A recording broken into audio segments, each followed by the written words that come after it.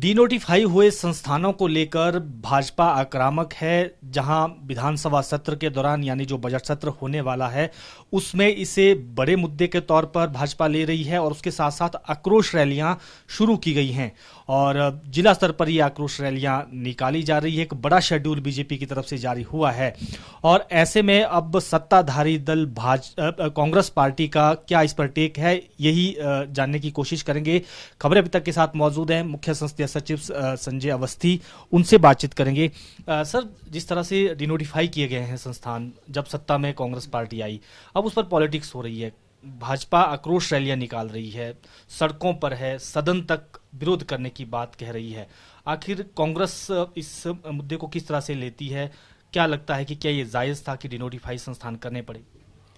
निवर्तमान सरकार ने जिस तरह से सरकार के अंतिम चरण में आचार संहिता लगने से पहले कुछ समय पहले ही 900 संस्थान जो बिना बजट के, बिना योजना के खोले गए और जब जनादेश मिला कांग्रेस पार्टी को, कांग्रेस की सरकार बनी, तो ये देखा गया कि लगभग 900 संस्थान ऐसे खोल दिए गए जिनके लिए कोई बजट का प्रावधान नहीं किया गया और बजट के प्रावधान ना तो बजट का प्रावधान किया गया था और ना ही कोई पोस्ट जो है स्वीकृत की गई थी।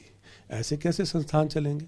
जब इसका संज्ञान माननीय मुख्यमंत्री ठाकुर सुखविंदर सिंह सुक्खू जी ने लिया तो उन्होंने जनहित में ये फैसला लिया और इन संस्थानों को डीनोटिफाई किया। इसका मतलब ये नहीं है कि ये संस्थान कभी नहीं खुलेंगे। नीड बेसिस पे और पात्रता के आधार पर पहले बजट का प्रावधान किया जाएगा और बजट के प्रावधान के बाद पोस्ट जो है वो स्वीकृत की जाएंगी और उसके बाद पुनः जो है वो संस्थान खोले जाएंगे।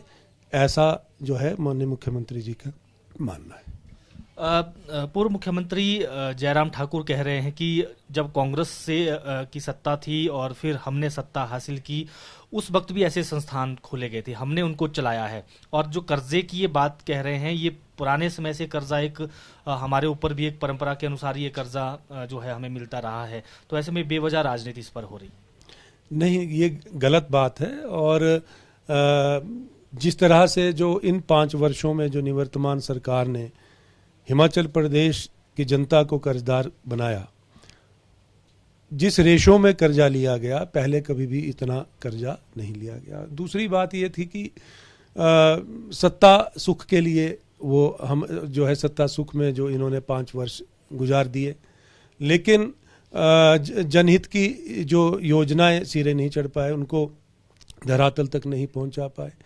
आज अभी 100 दिन भी हिमाचल प्रदेश में सरकार बने नहीं हुए हैं और इतने ऐतिहासिक फैसले लिए गए। भ्रष्टाचार का जो अड्डा बन चुका था सर्विस सिलेक्शन बोर्ड, जिसके तहत जो है इतना बड़ा भ्रष्टाचार पनप रहा था और इस बात की भनक भी जो है सरकार को नहीं लगी। क्या ऐसा संभव हो सकता है?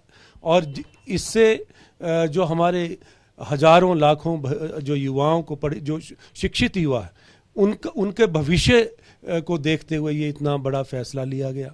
और इस तरह जिस तरह से और अन्य जो महत्वपूर्ण फैसले लिए जा रहे हैं और जो योजनाएं लाई जा रही हैं जनहित की, आप देखिए बजट सेशन जो 14 मार्च से शुरू होने जा रहा है, इसमें ये अभूतपूर्व जो है इसमें फैसले लिए जाएंगे और जो बजट सेशन जो है जनहित की योजनाएं लाई जाएंगी और हिमाचल प्रदेश को एक विकास की दृष्टि से आगे बढ़ाने का जो संकल्प माननीय मुख्यमंत्री ने लिया है और उसको धरातल तक पहुंचाने का संकल्प जो है प्रदेश सरकार ने लिया है, तो मैं समझता हूं कि ये व्यवस्था परिवर्तन जो है आने वाले समय में दिखेगा। और जो भारतीय जनता पार्टी के जो नेता जिस तरह की बात करते हैं, आंदोलन की बात करते हैं, ये अभी आप समय तो दीजिए। आप देखिए कि अभी तो सिर्फ जो आपकी ने गलतियां की हैं उनको दुरुस्त करने का प्रयास किया जा रहा है और अभी आप हमें समय दें और हम आने वाले समय में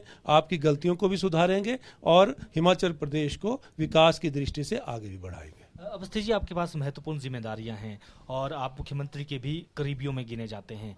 हम माने कि आने वाले समय में ये जो परंपरा चल रही है कर्ज लेने की, ये इस व्यवस्था परिवर्तन की जो सरकार है इसमें ये खत्म हो जाएगी परंपरा, ऐसी जरूरत ही ना हिमाचल को पड़ी। माननीय मुख्यमंत्री जी का जो विजन है, जो जिस तरह से वो योजनाएं लेकर आ रहे हैं, आज हम हिमाचल प्रदेश को स्वावलंबी बनाने के लिए अग्रसर हो रहे हैं। और आने वाले समय में हमारा ये प्रयास है कि हिमाचल प्रदेश जो है वो रेवेन्यू जनरेशन जो है हम यहाँ अपने आप तौर पे करें, ताकि जो कर्जा जो है लेने की नौबत ना आए और विकास की दृष्टि से भी हम लोग आगे बढ़ें। स्वास्थ्य जैसा अहम महकमा आपके पास है, आज जन औषधि दिवस भी है और पूरे देश में उसको मनाया जा रहा है, लेकिन हिमाचल में कई बार ये इशू रहता है कि जो डॉक्टर्स हैं वो महंगी दवाइयाँ लिखते हैं, जबकि जेनेरिक दवाइयाँ भी लिखी जा सकती हैं। इस पर कैसे चेक आप रखेंगे? माननीय मुख्यमंत्री जी की स्पष्ट नीति है और स्पष्ट निर्देश है कि स्वास्थ्य सुविधाओं को देखते हुए हर एक जन को बेहतर स्वास्थ्य सुविधाएं मिले, इसके लिए जो है कार्य किया जा रहा है। और अभी जो जैसा आपने बताया कि जेनेरिक दवाइयों को जो है प्रमोट किया जा रहा है और सभी डॉक्टर्स को निर्देश दिए गए हैं कि जो पेशेंट्स हैं उनको जो कम कीमत वाली दवाइयाँ जो हैं और गुणवत्ता वाली दवाइयाँ जो है उनको लिखें, और इसी बात को जो देखते हुए निर्देश दिए गए हैं। ओल्ड पेंशन स्कीम को हम कह सकते हैं कि वो काफ़ी हद तक बहाल हो चुकी है, हालांकि 1 अप्रैल से अब इसकी शुरुआत होनी है। एनपीएस का अंशदान उनका जो है नहीं कटेगा, लेकिन केंद्र के पास प्रदेश का बहुत ज़्यादा अमाउंट पड़ा हुआ है। आपको उम्मीद है कि केंद्र उस पैसे को देगा? चुनाव पूर्व जो 10 गारंटी योजनाओं को लेकर कांग्रेस पार्टी ने जो घोषणा पत्र जनता के समक्ष प्रस्तुत किया था, उसमें ये वादा किया था कि हिमाचल प्रदेश में कांग्रेस की सरकार बनते ही जो पहली कैबिनेट की बैठक होगी उसमें ओल्ड पेंशन स्कीम लागू करने का फैसला लिया जाएगा, और जो उस समय वादा किया था उसको पहली कैबिनेट की बैठक में निभाया गया और ओल्ड पेंशन स्कीम जो है सबसे पहला फैसला कैबिनेट की बैठक में लिया गया। और जो पैसा जो आप बात कर रहे हैं कि केंद्र सरकार के पास हमारे कर्मचारियों का पड़ा है, उसको वापस लाने का प्रयास किया जाएगा और प्रयास शुरू कर दिए गए हैं। बिल्कुल, ये थे संजय अवस्थी जो मुख्य संसदीय सचिव है। इनके पास महत्वपूर्ण 3 विभाग हैं, सूचना एवं जनसंपर्क, लोक निर्माण और स्वास्थ्य विभाग, और इन्होंने कहा कि व्यवस्था परिवर्तन की सरकार है। मुख्यमंत्री एक स्पष्ट विजन के साथ आगे बढ़ रहे हैं और नए इनिशिएटिव भी सरकार ले रही है। और जहां तक बात भाजपा की आक्रोश रैलियों की है, तो वो जो संस्थान खोले गए थे, डिनोटिफाई किए गए थे, उन्हें इसी वजह से डिनोटिफाई करना पड़ा क्योंकि बजट का प्रावधान नहीं था, और आने वाले समय में मेरिट बेस पर उन्हें बहाल किया जाएगा। वीडियो जर्नलिस्ट अंकुर के साथ प्रदीप ठाकुर, शिमला।